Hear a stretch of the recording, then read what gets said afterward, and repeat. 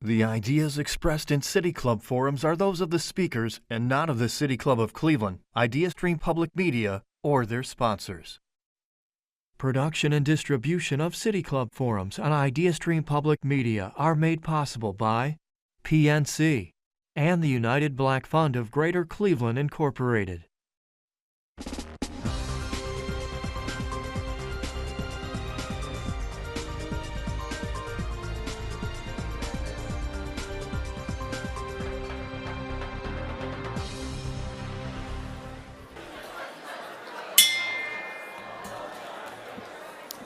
Good afternoon, and welcome to the City Club of Cleveland, where we are devoted to conversations of consequence that help democracy thrive.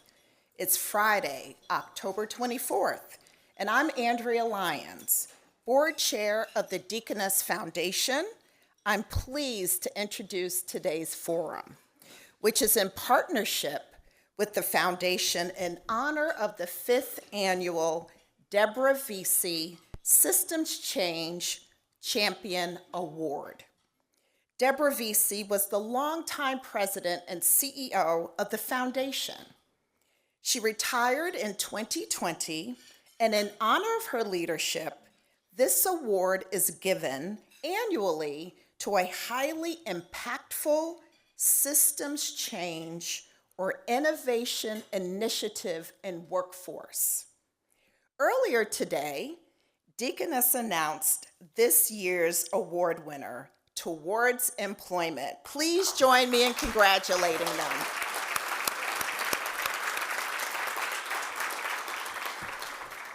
There's no doubt that all workforce systems, and frankly, all workers, will be impacted by one of the innovations which is on top of everyone's mind these days, artificial intelligence. But where is it going, and how do we prepare? It's with this in mind that we welcome Tiffany Hsieh. Tiffany is the Director of Innovation Programs in the Innovation Practice of JFFLabs. Tiffany is responsible for strategy and operations for the Center for Artificial Intelligence and the Future of Work. In this role, she works with innovative organizations to test and scale new models for learning and workforce development. Prior to joining JFF, Tiffany worked with corporations as both a strategy and a benefits and upskilling consultant. Tiffany graduated from UC Berkeley and has an MBA from the Fuqua School of Business at Duke University. Today's conversation will be moderated by Janine Kaiser of Compass Policy. Janine consults for workforce practitioners, funders, and policymakers across the country, but is located right here in Cleveland. If you have a question for our speaker, you can text it to 330-541-5794, and the City Club staff will try to work it into the Q&A portion of the program. Members and friends of the City Club of Cleveland, please join me in welcoming Tiffany Hsieh and Janine Kaiser.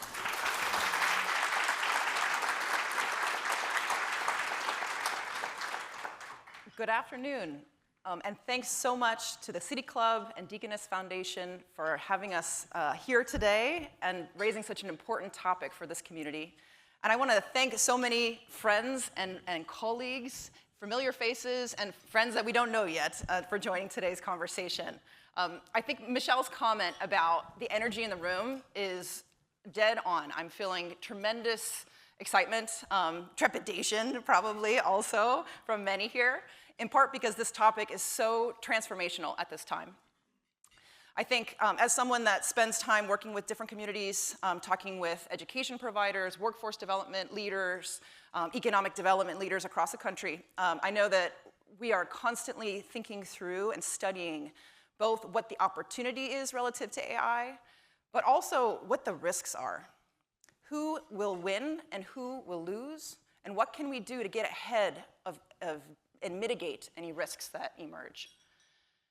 Today, I'm hopeful that our conversation can help bring some insights, not necessarily to the answers to those questions for Cleveland, where this is a very real, fast-paced change that's underway, but also to help us think more about how to think about this. How can we think together about solutions that will help our economy thrive during this transformation, help our businesses and organizations on the education, workforce development spectrum thrive, and help our workers at the end of the day. All right, so I'll just say, I have the best job in this room because I get to ask do my most favorite thing, which is be able to ask smart people good questions. So I get to start us off, and then as we move into Q&A today, I imagine we're going to hear some really great questions coming up from the room today as well.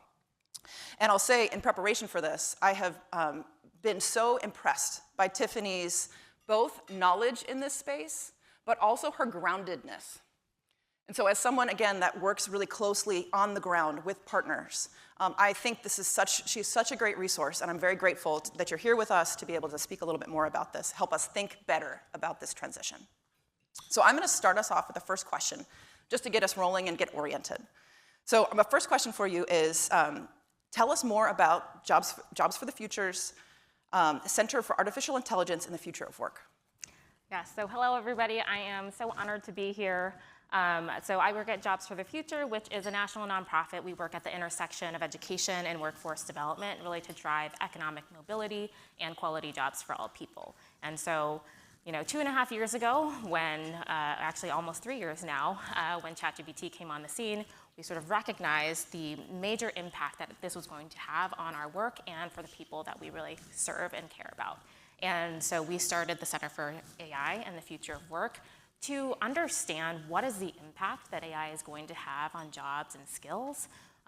What are the use cases for AI that can both drive efficiency gains, but also transformation and economic empowerment? And then what are the implications for our ecosystem to be able to respond, right? And so that's what we're really focused on and getting a little bit deeper into that, and I can share some insights from that today. So I want to start us off with a really basic question. And I've heard people complain about the fact that AI is used so widely that it doesn't mean anything anymore. So tell us what it means, and why has this been such a transfer, or why has it taken the world by storm in recent months or years? It's a fair complaint because artificial intelligence can mean different things to different people depending on what context you're talking about. People refer to AI as many different technologies, but generally what we mean by AI is that it's technology that emulates human intelligence in some way, right? In the past, it is referred to things like machine learning, where you are taking large data sets, creating algorithms and to be able to make predictions off of that data. So your Netflix algorithm, for example, is based off of machine learning.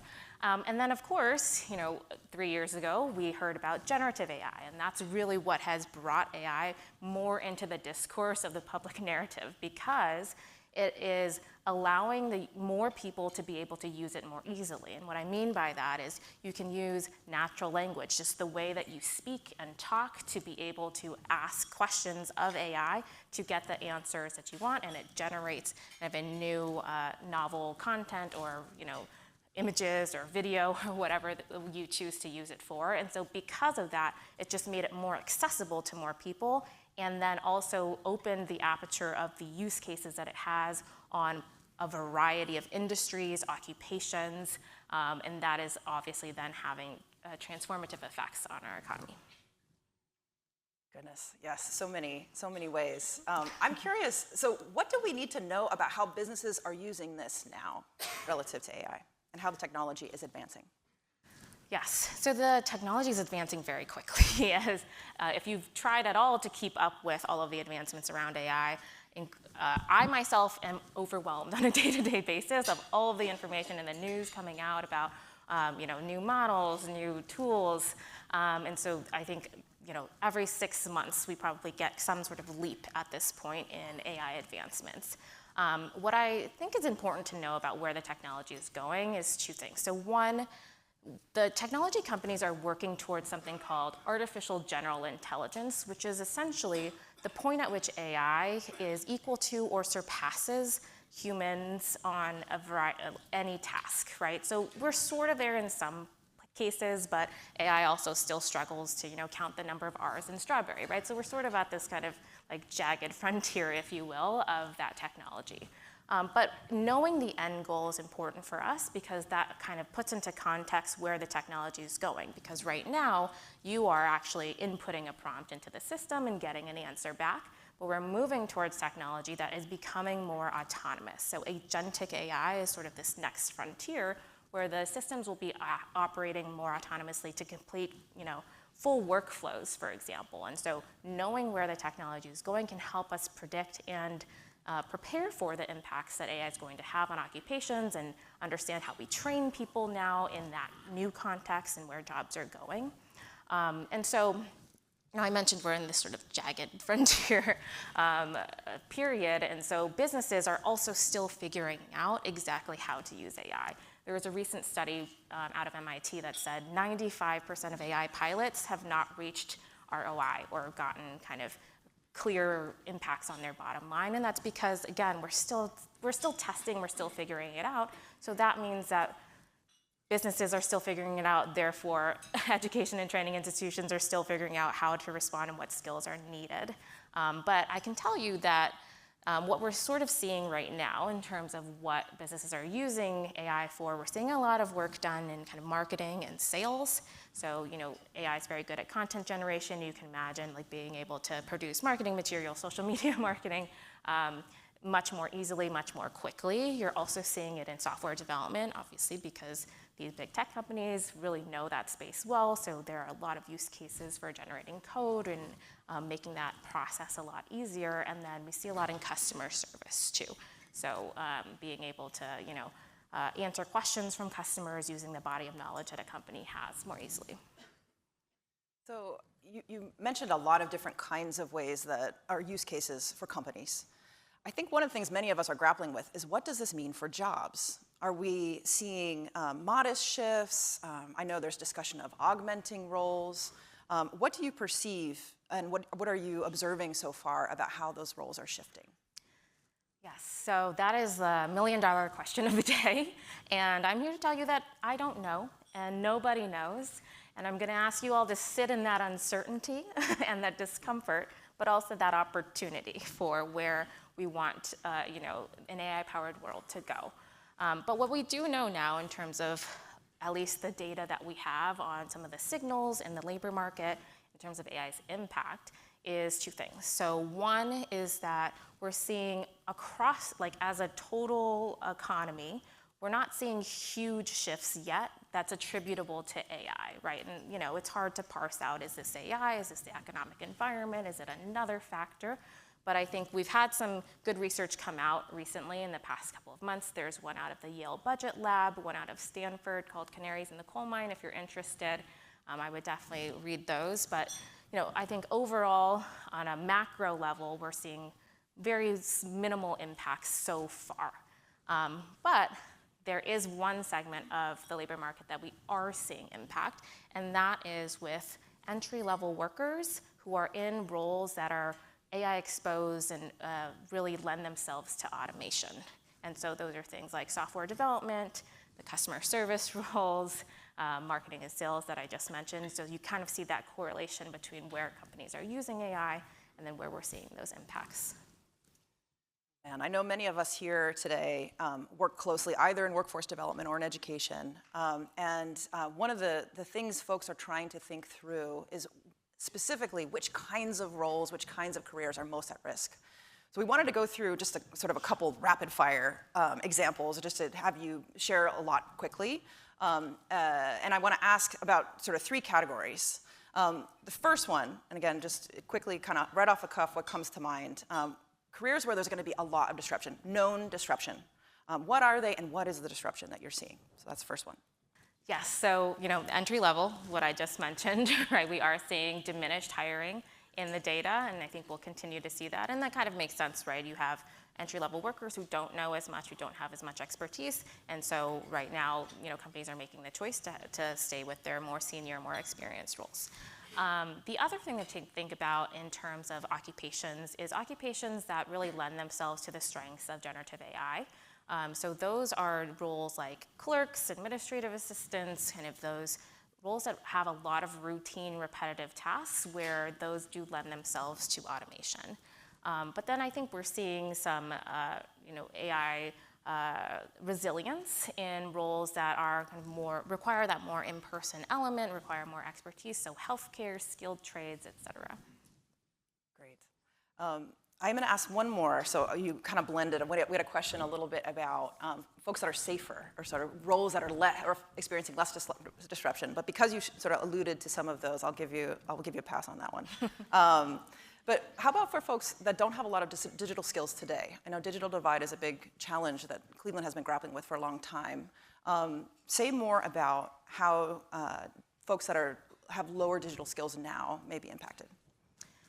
Yeah, so I mean, lower digital skills, obviously we do need to close the digital divide, and there is a risk that we are exacerbating or even creating a second digital divide, right? So, these AI tools are actually widely available, and they all basically have free versions for folks to use. So that's actually really positive. That expands the potential for access to these tools. But the more advanced and more capable models are hidden behind paywalls, and you have to pay for them. And that then creates, that second digital divide. So I think there's a combination of both providing access from a monetary standpoint to more advanced capabilities so that those folks are not being left behind just because they can't pay, right?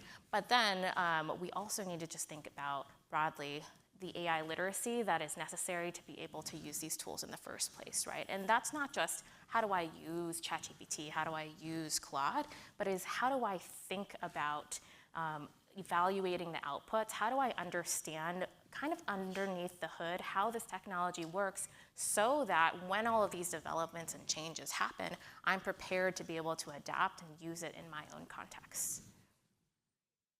Maybe not great, but yes, I hear both the opportunity and challenge in that space. So I have one more question that's about sort of what's happening. And then we're going to start shifting gears to get your thoughts on what should be happening, what's next, what should we do, what does preparation look like, what does planning look like in this space. But my last question is thinking a little bit more about skills for success in this moment. We've heard a lot about durable skills, about sort of problem-solving skills. I'm curious for you, what's jumping out in your work and in your research for skills that do help workers succeed in this moment, be those the entry-level folks that are getting a toehold in the labor market and beyond. Yeah, so I think at this point I think there are three big areas. So one is AI literacy, what I just talked about. Second is durable skills, what you were just referring to. And the third is domain expertise, right? So on the AI literacy front, we do need to understand these technologies, understand how to use them, and understand how to use them in context responsibly and safely. Secondly, those durable skills are really going to help to be able to break down problems, but also retain what the human element of humans are, of being able to collaborate, communicate. And then lastly, we are really seeing domain expertise kind of rise to the forefront too, what I mentioned in terms of that difference between entry-level workers and more experienced workers. Being able to have that deep domain expertise and that experience building to be able to respond to different situations that are edge cases, that is really going to make a difference for people. And we're really seeing that reflected too in some of the labor market data. So Lightcast had a great report recently that showed that there were wage gains associated with AI literacy skills, as well as just the proliferation of durable skills being put into job postings. So we are seeing validation of some of those hypotheses around what's important in the future. And just for anybody that is not used to that language, can you say just a quick note on what durable skills are? Oh, sure. Durable skills are skills like communication, problem solving, critical thinking, those. Some people have called them soft skills in the past, but we're calling them durable skills because they, stand the test of time and actually are going to really come to the forefront in an AI-powered world. Great, thank you. All right, so we're going to start shifting gears, and we want to think a little bit about who's in the room here, who might be listening, and sort of ask for your insights on what different actors can do to make a difference in this space, both for their own businesses, for their own entities, and also for the community. Our first question is about education workforce providers, which are, I know many of us are here today too. So considering skills changes, role changes, and the new threshold for entry level, what can education institutions, training providers, and beyond do to be helpful or to support success for workers this time? Yeah, absolutely. So we did a survey last year at JFF of workers and learners on their perceptions and experiences with AI, and we found that about, I think 77% of respondents said that they believed AI was going to have an impact on their careers in the next 3 to 5 years. We also asked how many of you actually are making changes to your careers in response to that, and that number was more like 19%. And so I think there's a little bit of a disconnect and maybe even just a navigation problem to really support people in this time of transition. They may not know kind of where to go, what they actually need to be pivoting to, or what kind of skills they should be getting. And so I think that is kind of the biggest call to action for me, for education and training providers, of you have a great role and opportunity to play here to be able to really support workers and learners in this time. And so I would encourage you all, one, to, I think we heard from, was it El Barrio earlier? You can upskill your own staff, right? Start there, that's step 0. Make sure that you understand AI, how it works, start using and leveraging these tools in your own practice so that you can better serve the workers and learners and clients that you all support. Secondly, think about those skills that we just discussed, right? How can you integrate AI literacy, durable skill building, and domain expertise into the programming that you have for the individuals that you serve, so that they are set up for success to be able to have those skills as things continue to change around AI. And then what that can maybe look like too is how are you bringing kind of contextual work-based learning, partnering with employers to know what that looks like, back to the way that you're preparing workers and learners, so that they have that experience building, especially for those early career workers, to have that body of knowledge and expertise to build upon as expertise becomes more and more important. I think there's so much change happening on that front, and so much more to go. And it feels like businesses have such a big role to play as well. So I'm curious, in your work and what you're hearing nationally, what should and could businesses do to make a difference, again, to support success of workers, to support their own success, their growth in this moment? Absolutely. Businesses have a really great role to play here as well. In that same study that I referenced, we heard from workers that only 30% of them felt like they were prepared to use AI in their jobs. So to me, that says businesses also need to lean into AI training for their workers to make sure that they take foundational AI literacy and then apply it in context and have the tools to be able to do that. I think we also found that only 16% of workers had access to paid AI tools at their workplaces. So, we know that businesses are still figuring this out, and that's totally fine. But, combining those two, making sure that you're investing in tools and in training for your employees is going to be really critical for both their success as well as your success.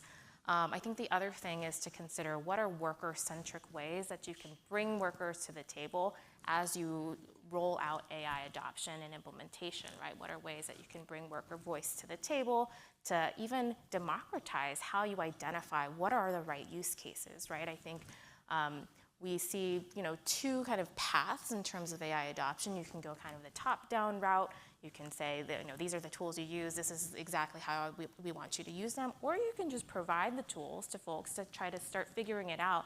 Where does it fit in your workflow? Where are you finding value? Where are you finding efficiencies? And then those can then ladder up into the broader strategy. And a lot of companies have found that really valuable because that is much more contextualized, and you can run more experimentation, if you will. So those would be the two that I would recommend. So our last sort of what we should do question has to do with civic actors, sort of at the system level, at the community level. And we're wondering, especially given the knowledge and information infrastructure needed for AI, and the state of our digital divide, we're especially thinking about here, but you could sort of contextualize everywhere. I think many places have the same challenge. So how do we make sure that AI doesn't make inequality worse?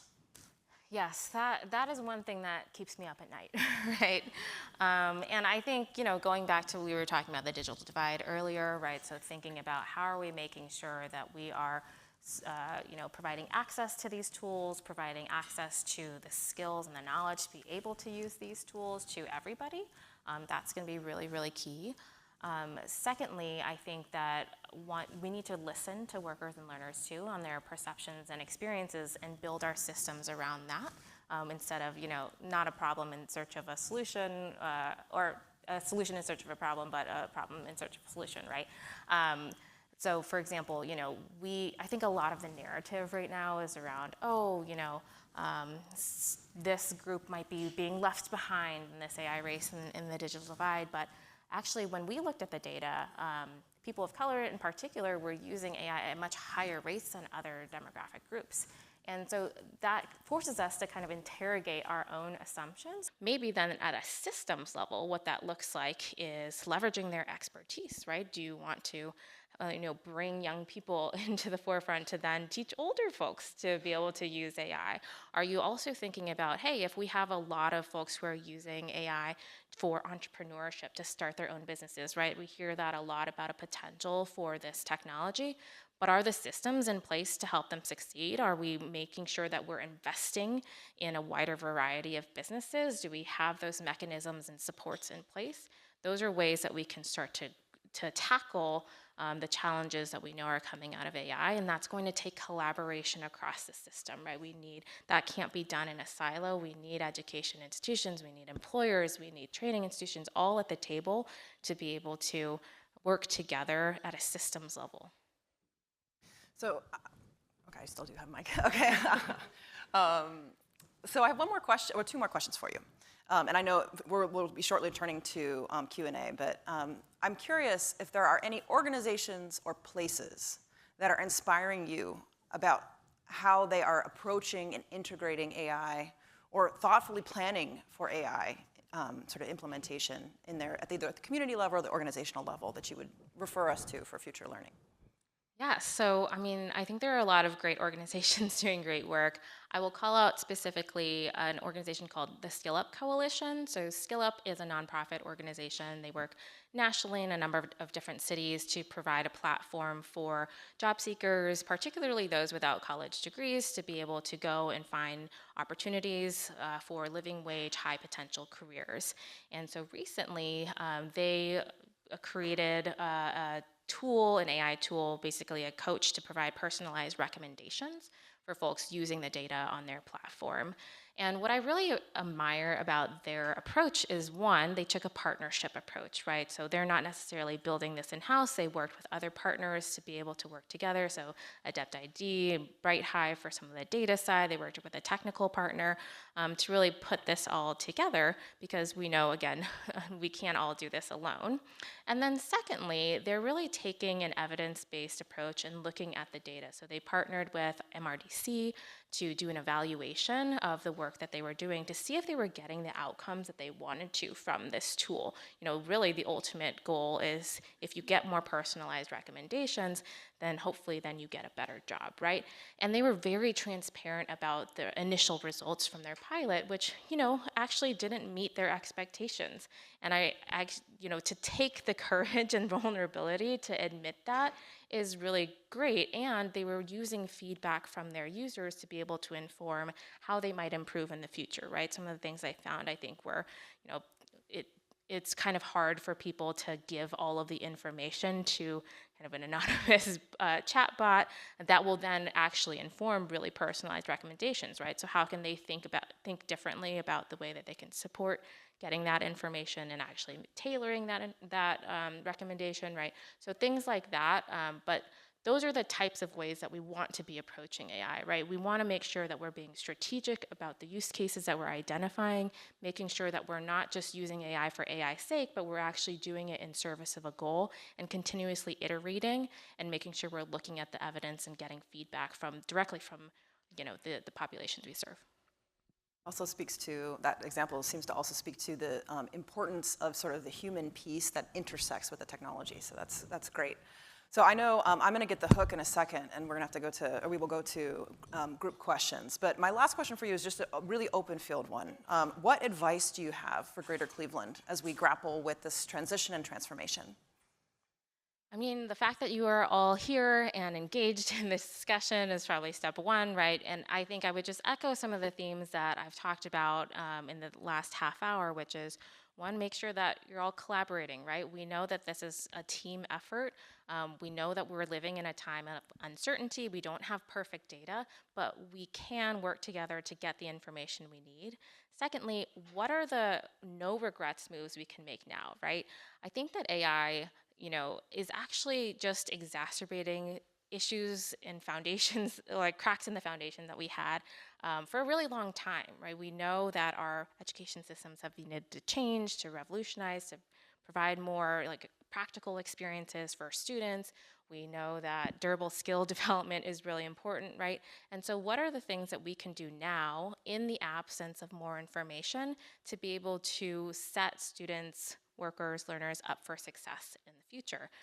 So I would imagine integrating work-based learning or project-based learning experiences would be number one. Also take a look at the systems and how are you actually supporting workers and learners in transition? What can you all do in Cleveland now to set yourselves up for success as we get more data and we get more information about who exactly is going to be impacted? I appreciate that so much, and I know that I've learned a ton even in this conversation building on past ones. So we are going to switch gears in just a second to the sort of group questions. And so I've been given a script that I will read at this time. So we are about to begin the audience Q&A. For those of you joining via our live stream and radio audience, I'm Janine Kaiser. I'm the principal of Compass Policy Strategies, and I'm a moderator for today's conversation. We are joined here by Tiffany Hsieh, Director at the Center for Artificial Intelligence and Future of Work, Jobs for the Future. We are discussing the evolution of AI and its use in workforce development. We are welcoming questions from everyone, City Club members, guests, students, and those joining via our live stream at cityclub.org or live broadcast at 89.7 WKSU, IdeaStream Public Media. If you'd like to text a question, please text it to 330-541-5794. That's 330-541-5794. And City Club staff will try to work it into the program. May we have the first question, please? Hi, my name is Deanna McElrath. I'm a senior at John Hay Early College, and my question to you is, do you think as AI continues to grow, because I know it is growing fast, do you think human nature will cease to exist? I don't think that human nature will cease to exist, but I imagine deep buried in that question, kind of the implicit question here is, what does using AI more frequently do to our human relationships, connection, but also maybe our thinking and our critical thinking. I know there's a lot of discussion about how using AI more is going to make us dumber, and how folks turning to say AI companions for a relationship or companionship is eroding maybe the in-person nature of communication, collaboration, and relationship building in person. And so what I would say to that is that we can make choices now, right? We're still early in this game. And I think that we can find use cases for AI that actually bring us together rather than pull us apart. And that's an optimistic take, I recognize, but if we know that there is a world that we don't want to go down, then why don't we take the steps now to be able to prevent that? Thank you. Text question. Okay. There are currently hundreds of billions of dollars invested in AI companies. Those companies are producing only 5 to 10 billion in revenue. Is this a bubble? And what opportunity costs does this over-investment in AI bring?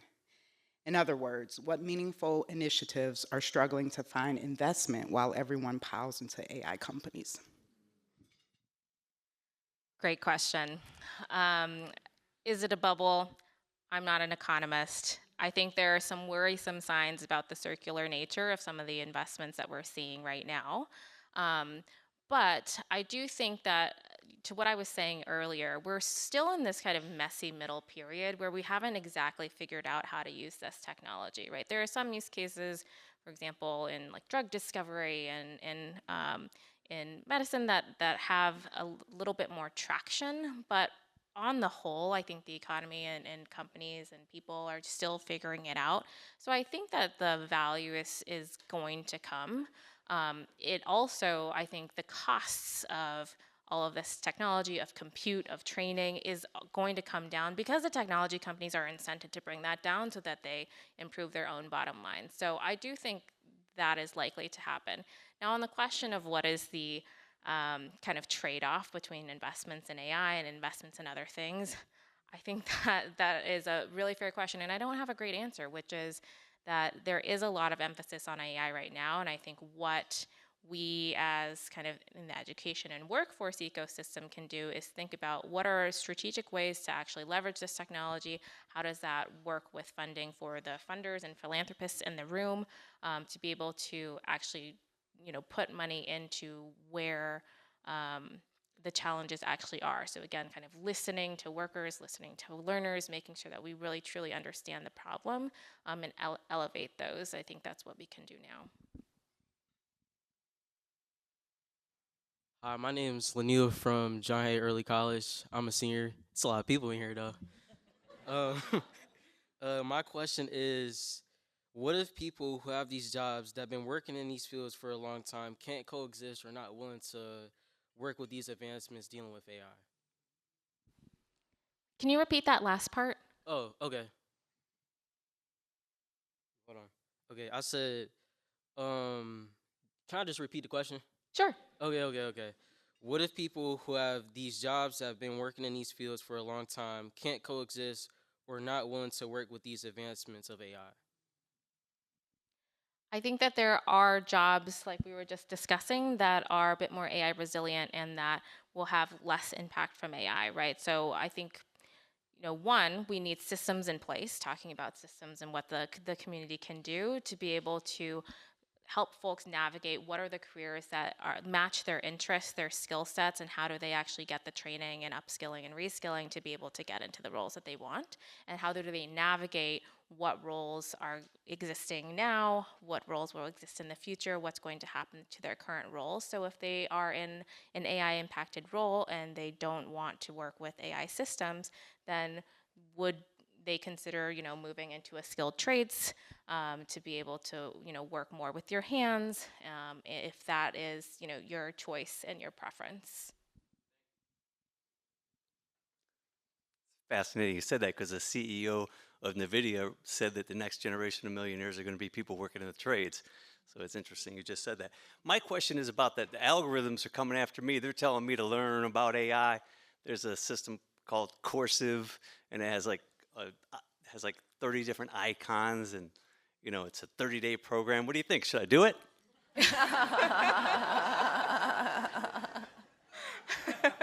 I assume you're not asking about this course specifically, but just generally the barrage of information you're getting about learning about AI.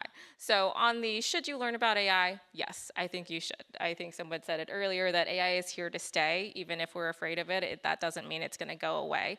So better understanding the technology and how to use it is going to set you up for success. I also think, in my personal opinion, using these tools, you will be able to see what the tools are good at and what they're not good at, right? I think there are things where I, look at an AI output and I say, it's not that good, I can do better, right? And so you'll start to learn those, and then you can be able to use them more strategically.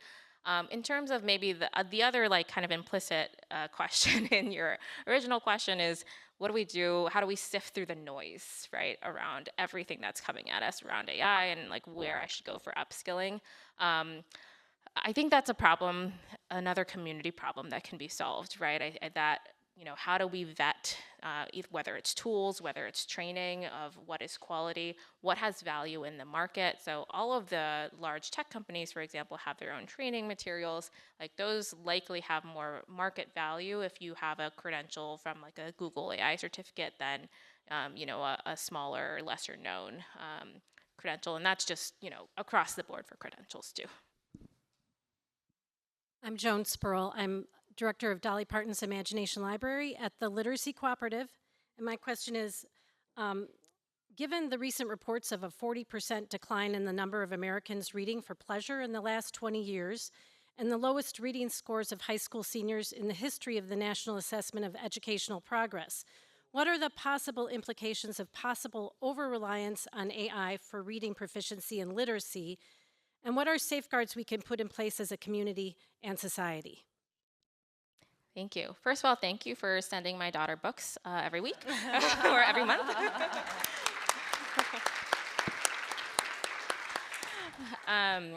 So I think that, to my earlier point about the importance of domain knowledge and expertise, the foundations still matter. And I think we all need to, maybe as an ecosystem, make sure that that narrative is not being lost in, how we prepare workers and learners and students.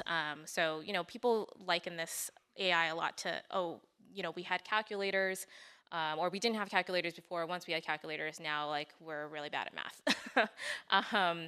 But we still learn math in school, right? We still learn the fundamentals of general math principles. And so I think the same thing can be applied in a world of AI where you still do need the foundations, because how are you ever going to know if an AI output is good or correct if you don't have those foundations in place? And so I think they're still really critical, and I strongly believe we need to continue to invest, especially given, the data that you're saying. Good afternoon. Ronnie Cannon towards employment. And it may be a segue to the previous question, but from a policy standpoint, is there any initiatives that's taking place in Washington, D.C. that kind of prevents certain privacy, how would you say, excuse me, pause for a second. Basically, if I'm standing from a standpoint of I want my privacy protected, is there any policies that is currently being negotiated or spoken about in Washington, D.C. that kind of excludes certain things from happening in AI from a personal standpoint as a citizen of the United States? Great question. So not that I know of. I think the actions at the federal level so far have been executive actions and plans. So there was an executive action for K-12 education that really touted AI literacy as a really important investment. There was an EO on America's kind of talent strategy as it relates to AI. So talking about the need to invest in workforce programs. But I think that right now they're leaving it up to the states to kind of experiment and put into place some policies that, and that's generally how a lot of our policies have worked in the past too. We see, for example, California just recently passed a bill that related to privacy and data around AI. I'm not going to quote the specifics because I'm not a policy expert, but I think states who are kind of leading the way on that will likely set some of the standards that will have kind of across different states. Good afternoon. Isaiah Xavier Ward of John Hay Area College. My question was, what is your take on the I would say battle that's going on between generative AI, and I would say it's kind of hard to explain, creative people who have creative jobs, I say artists, animators, illustrators. We could even put chefs in there, musicians, people like that. What would be your take on AI, and do you think that there's a reason to worry about people who have creative jobs like that getting their jobs taken from AI? Great question. I'm getting some really tough questions today. I feel like especially from young folks here. Yeah, the young people. Way to bring it. So on the creative side, yes, I think that, there is definitely a risk. There was just a big update to OpenAI's Sora model which is their video generation model that is, highly advanced. But I think I see hope in a couple of different places. So one is the power of, collective action and bargaining, right? We saw the Actors Guild, really band together to really put down their own guardrails around AI, and I think we can really see that from creatives overall. And secondly, I do think that there are still people who are actually turning more towards kind of like live music or live entertainment and creative because they want to be able to see kind of who is creating the art that they're experiencing, and really want to have a depth of experiences that are actually informing the art, and that is important. And to me, that would be important for me. And there's a subsection of folks who will accept kind of AI music. Hey, it's a bop. That's probably not the right term from a young person perspective, but like some people who will just listen to music for music's sake, and then there are others who actually want the deeper understanding and history of why something was created. And I think we're actually seeing trends of people kind of turning towards really knowing the people who are creating now, and so I see hope there. Hi, my name is Alan Cafferty. I work in higher ed. I think most organizations would say that their most valuable thing are the people that work for them. But related to that, one of the most valuable things is the data that they have, and the data being the practices, the information, and whatnot. I noticed that there's kind of a myth of inevitability that all these companies, like whether Anthropic or OpenAI, are entitled to everybody's data that's available. I'm curious, what do you see in terms of companies walling off their data and also creating RAG models and things like that, where they create AIs for their own departments, for their own staff, and to be able to work from there? Yeah, I think that that's a big choice for organizations to make, right? So one, on the kind of creating your own tools and creating your own models, that is kind of the safest way to protect data in your organization or in your company, but that also comes with very large investments, right? And so sometimes in resource-constrained environments, people will turn to existing tools to be able to use, and therefore then their data is kind of at risk. The other thing we're seeing too is, I don't know if you all saw, OpenAI released a AI-powered browser, and so that's another way to kind of capture more information about you and your habits. And frankly, the tools do work better when they have more information about you, so it's sort of a catch-22 in some ways. But I think we can all protect our own data by making sure we're following strict data privacy guidelines, not putting PII or sensitive or confidential information into these tools, and still retaining the human element of making some of these decisions on our own. But it is certainly a systems-wide problem. My question was, do you think that African Americans should be concerned about AI growing within the community, and is that something that they need to work on and something that they should take more serious? So should African Americans be using AI more? Is that concerned about the trend of using AI more? Okay. Oh, sorry. Sorry, I'm I think I sorry. got it. Janine caught me up. So should they be concerned about the trend of using AI more? Yeah. Right.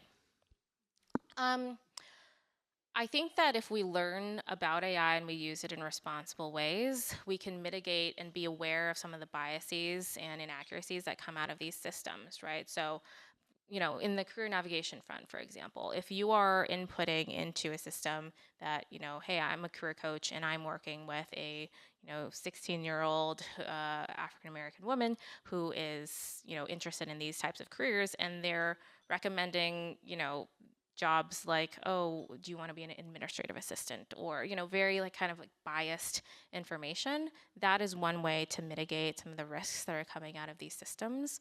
I think the worry that people have around AI is completely fair, and there are limitations of the system.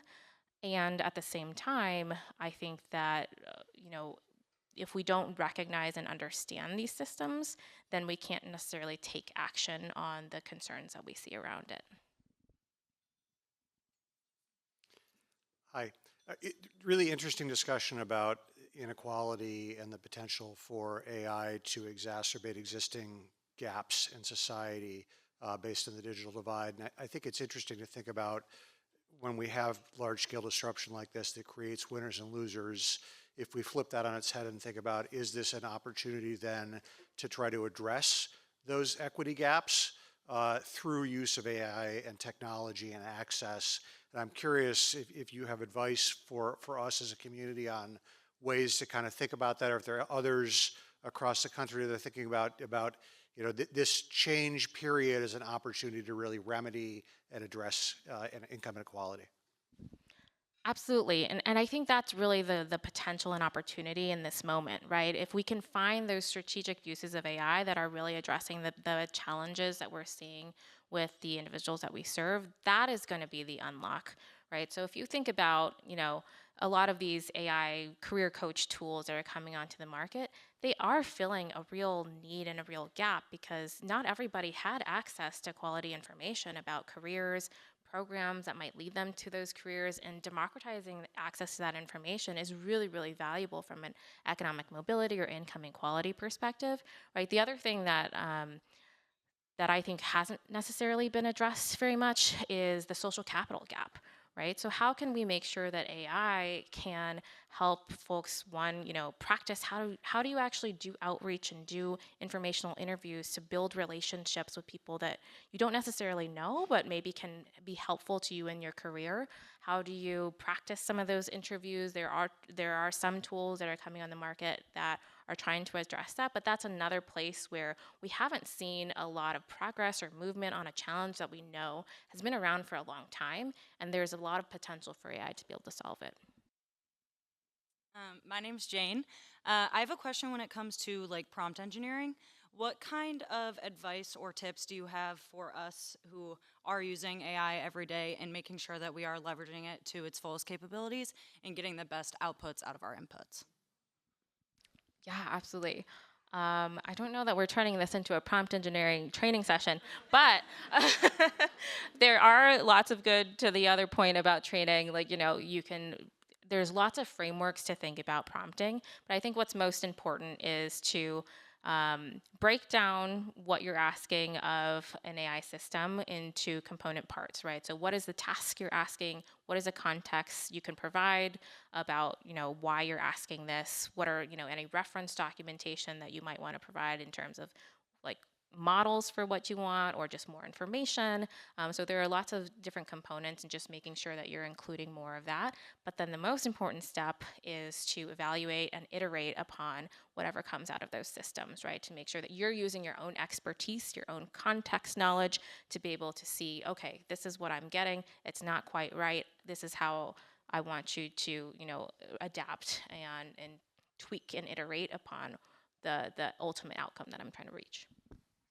How should we be thinking about how to discern what we can trust in an era where we can just use AI to do anything?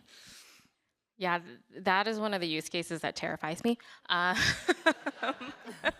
But I think, again, I do think it goes back to really understanding the technology and what it can do, right? And not just what it can do now, but continuing to stay updated on how it's progressing so that use cases like that, so scammers, for example, emulating voices and, saying I've kidnapped your daughter and, give me $100,000 is happening and it's real. And so I think to the point of digital literacy generally, making sure that AI is incorporated into that to be able to really interrogate what we see.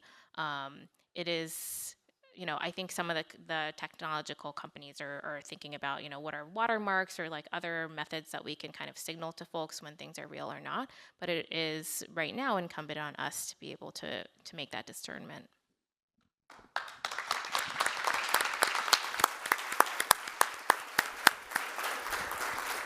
Tiffany Hsieh and Janine Kaiser, thank you so much. I'm Dan Moulthrop, Chief Executive here at the City Club, reminding you that forums like this one are made possible thanks to generous support from individuals like all of you. You can learn more about becoming a guardian of free speech at cityclub.org. Our forum today is presented in partnership with the Deaconess Foundation as part of its 5th annual Deborah Vesy Systems Change Champion Award, which was earlier this morning presented to Towards Employment. Yes. Give it up for our friends at Towards Employment. We would also like to welcome students joining us from John Hay Early College High School who provided half of the Q&A today, as well as Davis Aerospace and Maritime High School. Additionally, we'd like to welcome guests at tables hosted by the Center's El Barrio Workforce Program, Citizens Bank, Deaconess Foundation, Greater Cleveland Career Consortium, Greater Cleveland Works, Ohio Guidestone, and once again, Towards Employment. Yeah, woo! Next Friday, October 31st, we'll host our 2025 annual meeting. Thompson Hines Robin Minter Smyers from our board will lead a conversation with biographer David Greenberg about his recent biography of John Lewis. The book is titled A Life, and we'll be discussing how his story, John Lewis's story, may serve as a model of optimism and leadership for us today. Also just announced this Giving Tuesday, December 2nd, we're partnering with Glenn Mead to give back to you. Don't miss our free breakfast forum on the state of charitable giving and how we can all rediscover the joy of fundraising. Megan Bush-Granson with In Bloom. Hey, it is, believe me. And if you'd like to learn more, come talk to me about it and bring your checkbook. Megan Bush-Granson with In Bloom and Dan Mansour with Good Works will be leading that session. You can learn more about everything coming up at cityclub.org. Thanks once again to Tiffany and Janine. Thank you to all of you for joining us today. I'm Dan Malthrop. Have a great weekend. For information on upcoming speakers or for podcasts of the City Club, go to cityclub.org.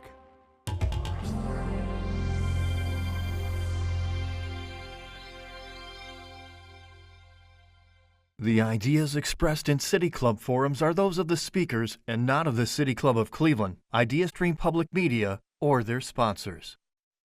Production and distribution of City Club forums on IdeaStream Public Media are made possible by PNC and the United Black Fund of Greater Cleveland, Incorporated.